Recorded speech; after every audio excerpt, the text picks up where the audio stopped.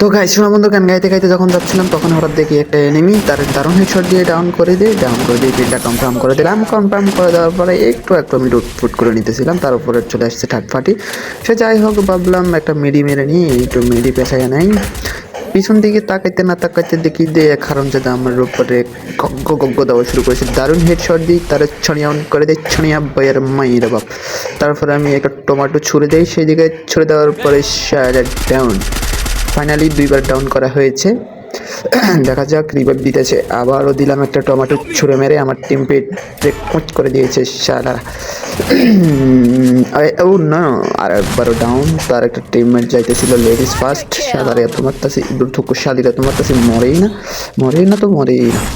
সে যাই হোক, সে একটা মিড কিট বাঁচাইতেছিল, তার প্রচুর ড্যামেজ দিলাম, কিন্তু ফাইনালি সে জোনে হবে। দুঃখ রে, আমার কিলটা হোক আমার সারা। সে দেখতে না দেখতে আর একটা প্লেয়ার চলে আসলো, তার দারুণ ড্যামেজ দিলাম, কিন্তু ফাইনালি সে আমারে করে দিল।